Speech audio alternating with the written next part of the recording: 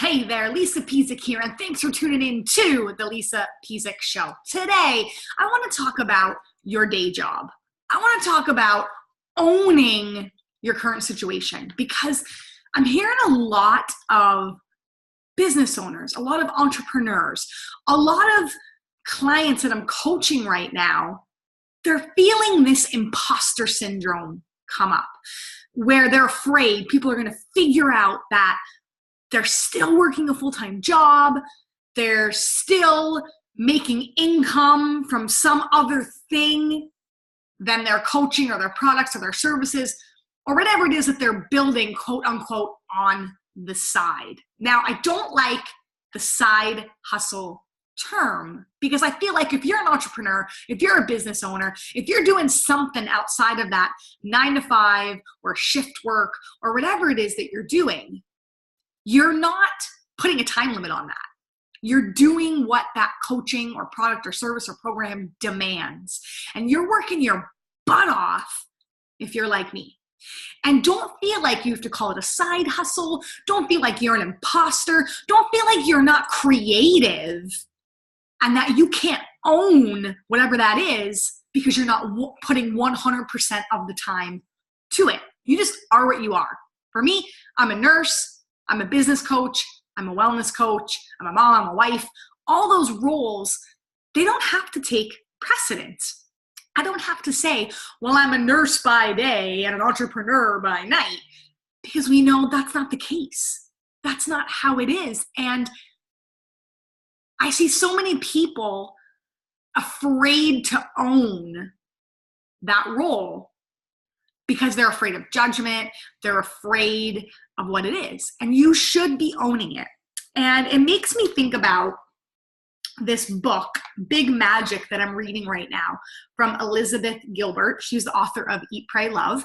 And I want to read just like 3 lines here that jumped out at me when she calls it your day job. And what she talks about is she never left her day job until Eat, Pray, Love made it big. She wrote several books before that.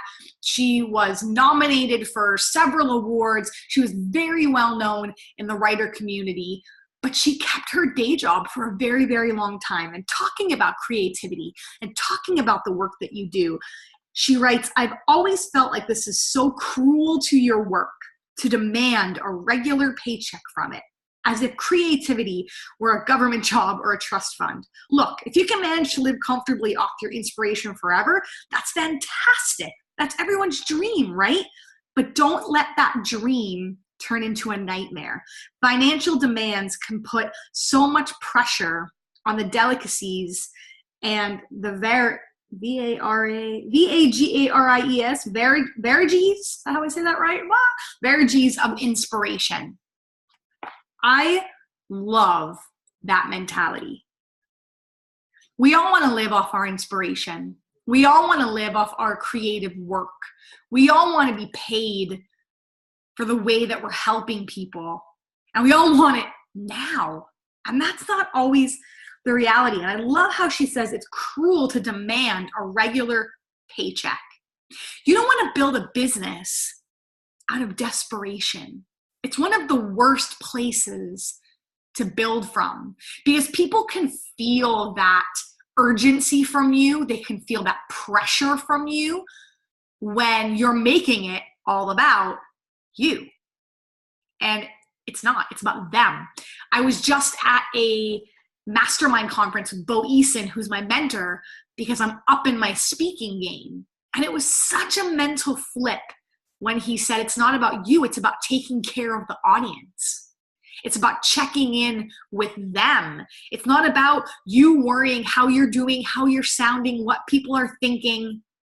It's owning that creative process, owning that speaking, delivering that to the best of your ability, and thinking about the audience and showing up for the audience. If you're walking in to give a speech, or you're writing a book, or you're creating a course, or you're launching a webinar, or you're doing something, and you're going, I've got to make 3 sales at the end of this, I've got to close 40%, I've got to at least get 10%, I've got to make X amount of money, you're leading with the wrong intention. You're demanding a paycheck from the work that you do. And don't get me wrong, I love making money. Money is wonderful. Money helps you do lots of really amazing, cool, fun things. We're doing lots of renovations to our home. We're traveling lots. There's just some great things happening. I'm investing in masterminds and mentors with the business that I'm doing. I'm getting paid for it, and it's awesome. But that's not why I do business. That's not why I create.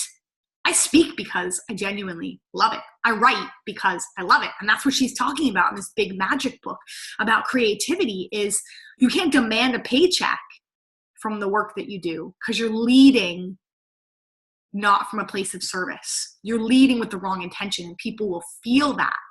So that's why sometimes your day job is necessary in the beginning when you're building.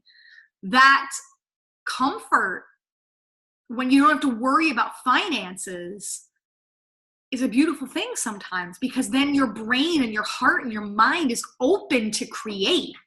You're not creating from a place of urgency. You're creating from a place of love. And that's what you want to be in business. We all want to be authentic. So stop knocking your day job if you're still working one. I was going to leave my day job probably a year and a half ago, but I started investing in high-level masterminds. They all happen to be out on the West Coast, and I'm here outside Toronto. So it's $2, $3, $4 grand every time I travel out to the West Coast, which is 3, 4, 5 times a year. Yes, I have a flexible schedule at work, which is amazing. I work my butt off to get that kind of job. But right now, that's funding these high level masterminds and programs and travel that I'm doing to invest in myself to be the best business coach and branding coach and belief coach, to be the best speaker, to be the best author. It's a process. It takes time. You don't write your first book and make $1 million. Now, some people do. You don't launch your first course and make $1 million. Some people do. I can't say it's never been done, because I'll say it's never been done and then someone will write to me and prove me wrong, and that's okay too. But that's not the norm. Even if we talk about network marketing, we see people that get into these $1 million clubs, and you think that there's something wrong with you if you don't hit that 2, 3, 4 months in business, right? The first 6 months, you're just getting your shit together. The first 3 years in business, you're kind of just getting yourself together, and then you become profitable. And then you start to scale, and then you start to see success. That's the norm that nobody wants to talk about, because that doesn't sell. If I was going to launch a business course and I'm going to tell you that it takes you a year to start becoming profitable, nobody would ever buy that. Everyone's buying the have 10K months your first month in business and make your first 6 figures in 2 months and, do a 10K launch in 1 hour. And that's what people are selling. And what they're not telling you is all the hard work that it took to get there. And they're not telling you that they kept their day jobs. And they're not telling you the struggle and the hustle that it took to get to that beautiful point. So the purpose, I guess my message today is, if you've got a day job and it's supporting your passions, then don't knock it. It serves a purpose. Now, if you have a passion and you're not pursuing it and you're complaining about your day job, then that's your own damn fault for not going after what you love. But don't feel like an imposter. Don't feel like a fraud if you're still working and that's quote unquote paying the bills, or that's supporting your business while you grow, while you learn. It's all okay.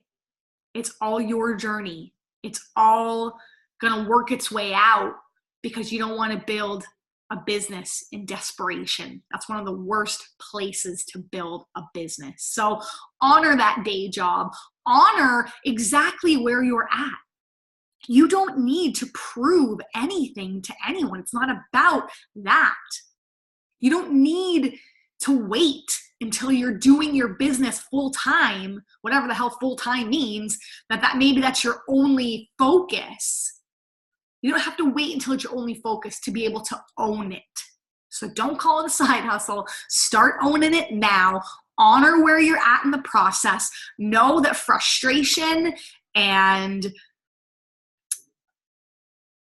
just, I don't even want to use the word failure, but not everything is awesome. There is some suckiness that comes along with owning a business.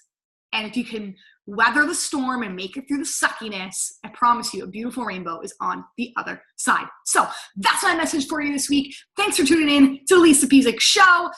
If you need help birthing your brand, birthing your baby, online in 9 course, www.lisapezik.com. Head there. In 9 weeks, you can have your first online paying client. No, I ain't promising you $1 million. I'm promising you first client, which is the sweetest, most beautiful thing that you can get, because you've proven the process that what you're putting out works when you get that first client. And that's what I would love to help you do. All right, guys, see you again next week.